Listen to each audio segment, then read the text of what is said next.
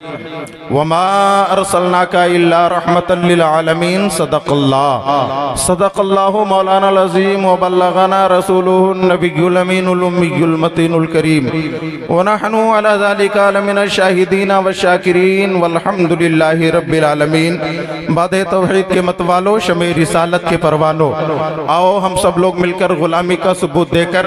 اپنی وہ ساری کائنات کے مرکز عقیدت حضور رحمت عالم نور مجسم فخر بنی آدم محمد عربی روح فدا علیہ تحیت و ثنا کی بارگاہ رسالت میں والہانہ انداز میں درود شریف کا تحفہ پیش کریں۔ پڑھے بابا سے بلند اللہم صلی علی سیدنا شفیعنا حبیبنا کریمنا مولانا محمد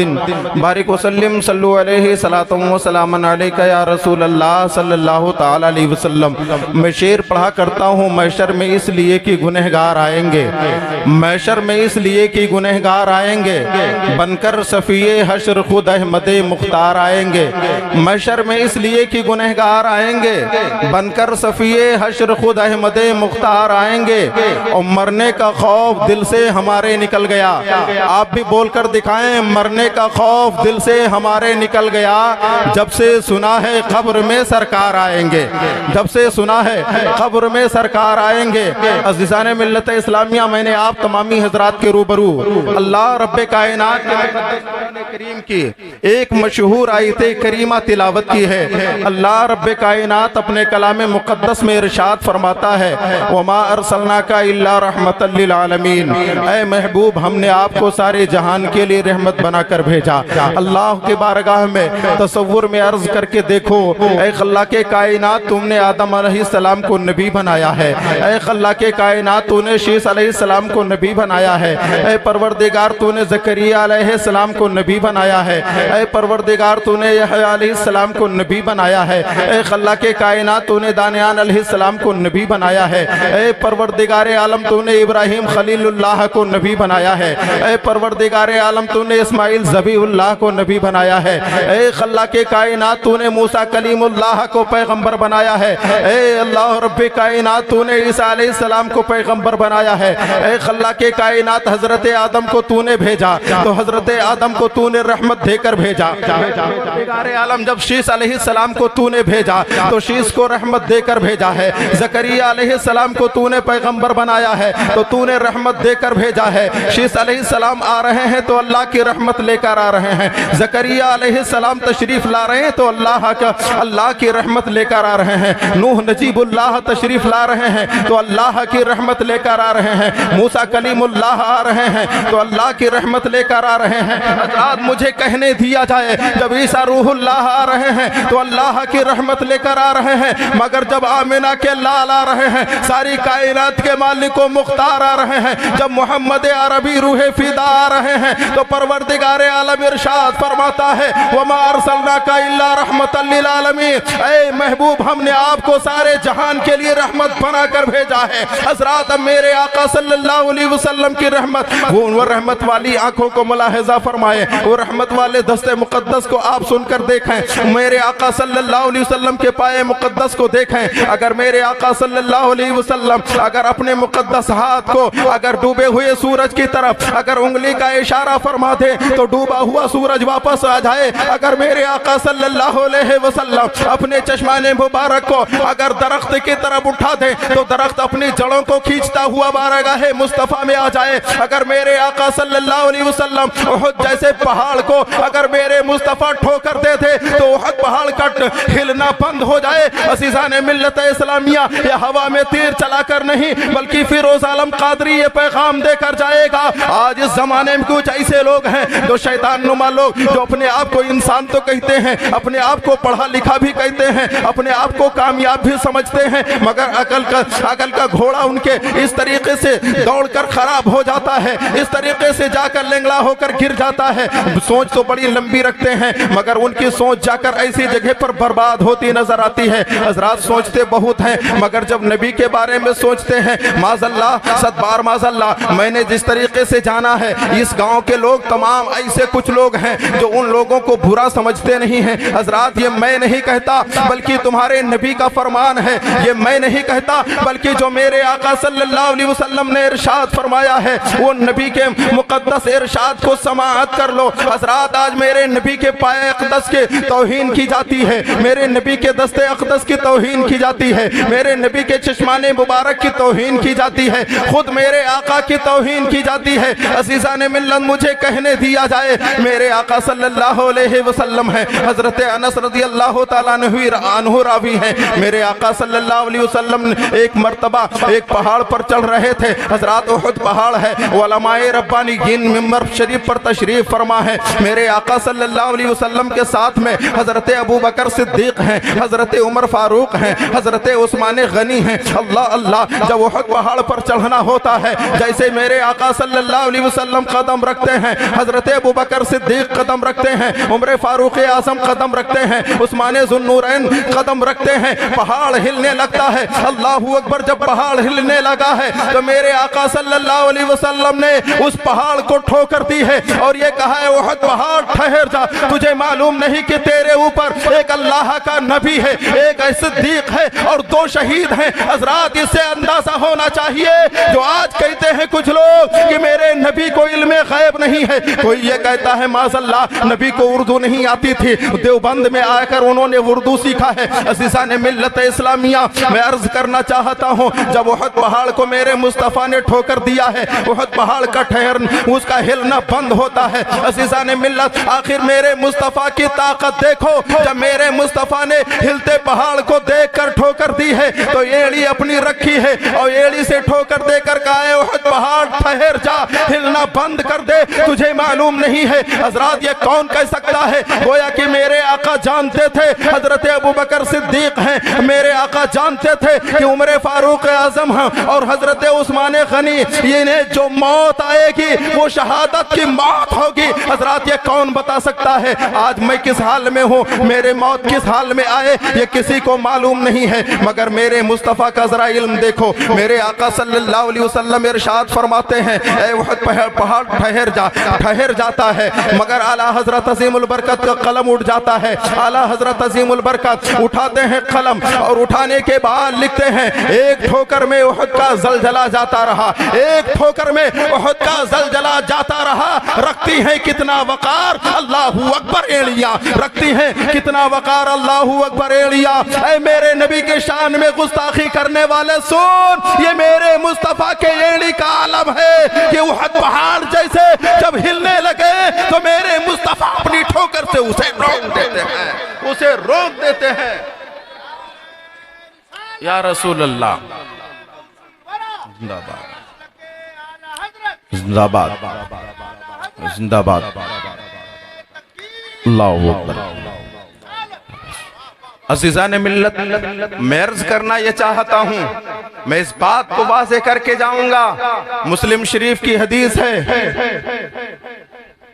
صفحہ نمبر 1608 ہے، جلد نمبر 3 ہے۔ حضرات میں کہنا چاہوں گا کہ حضرت ابو ذر غفاری صحابی رسول ہیں، میرے آقا صلی اللہ علیہ وسلم کی بارگاہ میں حاضر ہیں، نبی کی بارگاہ میں عرض کرتے ہیں حبیبی یا رسول اللہ صلی اللہ علیہ وسلم، آپ کو کیسے معلوم ہوا کہ آپ اللہ کے پیغمبر ہیں؟ آپ کو کیسے معلوم ہوا کہ اللہ کے نبی ہیں؟ میرے آقا کا جواب سنو، ایمان تازہ ہو جائے۔ میرے آقا صلی اللہ علیہ وسلم ارشاد فرماتے ہیں ابو ذر غفاری، میں ایک دن مکہ کی وادی میں تھا کہ میری آنکھیں دیکھ رہی تھی کہ اللہ رب کائنات نے 2 فرشتوں کو بھیجا، میں نے اپنی آنکھوں سے آسمان سے زمین پر اترتے دیکھا، ایک فرشتہ تو زمین پر آ گیا مگر دوسرا فرشتہ زمین و آسمان کے بیچ رہا، زمین پر اترا نہیں۔ زمین پر آنے والے فرشتے سے وہ فرشتہ پوچھتا ہے کیا یہی میرے آقا ہیں؟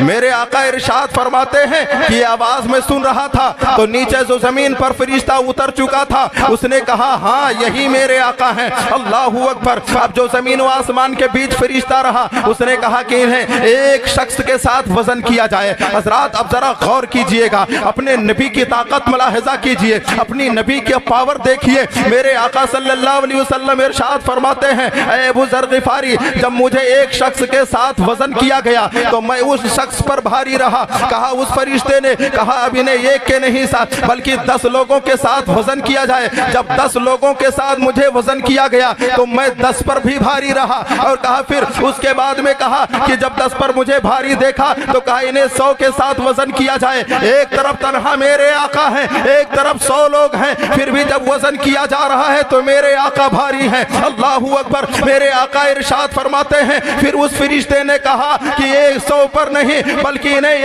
1000 لوگوں کے ساتھ وزن کیا جائے۔ جب 1000 لوگوں کے ساتھ وزن کیا جاتا ہے، میرے آقا صلی اللہ علیہ وسلم ان 1000 پر بھی بھاری نظر آتے ہیں، اور میرے مصطفیٰ دیکھ رہے ہیں کہ وہ جو اس طرف 1000 لوگ ہیں، جس ترازو کے پلڑے پر وہ پلڑا اپنے ہلکی پن کی بنیاد سے ایسا ہو جائے گا کہ اس پر جتنے لوگ بیٹھے میرے اوپر آ گریں گے۔ میرے مصطفیٰ کریم صلی اللہ علیہ وسلم ارشاد فرماتے ہیں اے ابو ذر غفاری، جب دیکھا میں نے کہ وہ اپنے ہلکے پلڑے کی بنیاد پر وہ میرے اوپر آ گرے پڑیں گے، میرے اعلیٰ حضرت نے وہاں بھی مجھے خالی نہ چھوڑا۔ عزیزان ملت اسلامیہ، اعلیٰ حضرت عظیم البرکت کی شاعری دیکھو، میرے نبی کی طاقت دیکھو۔ اعلیٰ حضرت عظیم البرکت ارشاد فرماتے ہیں، اعلیٰ حضرت کا قلم جب اٹھتا ہے تو لکھتے ہیں واہ کیا جود و کرم ہے شہ بطحہ تیرا، واہ کیا جود و کرم ہے شہ بطحہ تیرا، اونچے اونچوں کے سروں سے ہے قدم اعلیٰ تیرا۔ اور حضرات میں کہنا چاہتا ہوں جس وقت اعلیٰ حضرت کی شاعری کی بات چلی ہے